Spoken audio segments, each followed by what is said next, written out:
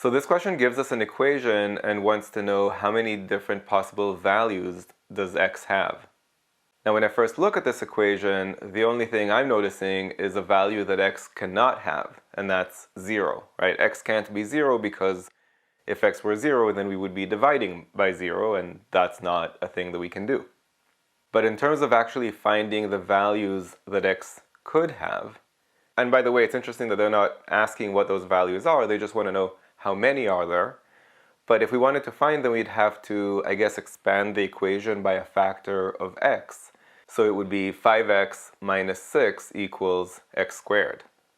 Now if we use the number line reasoning approach that I have in my book, we would probably want to subtract 5x from both sides. So it would be x squared minus 5x equals negative 6, and then factor out the x as a common factor. So we would have x parentheses x minus 5 equals negative 6.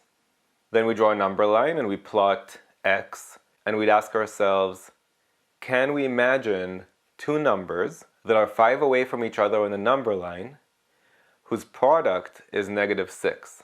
Now for a product of negative 6, you'd need the numbers to come from opposite sides of 0, and we know that they're 5 away from each other. Can there be such a pair? Now, if we really wanted to, we could find what that pair is. I mean, two numbers, opposite sides of 0, they're 5 away from each other, their product is negative 6. Okay, they're going to be either 2 and negative 3 or 3 and negative 2. So I could go that far, but I don't actually have to go that far for this question because the question just wants to know how many values of x are there.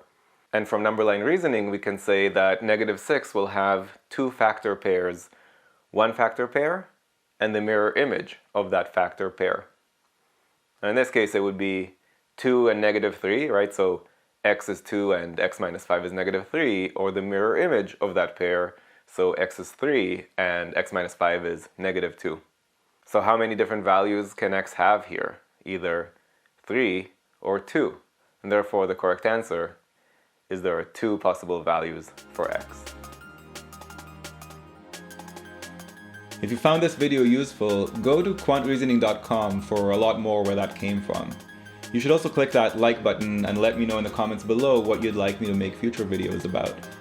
And of course, if you haven't yet subscribed, go ahead and do that and click that bell below so you get notified about future videos. See you next time.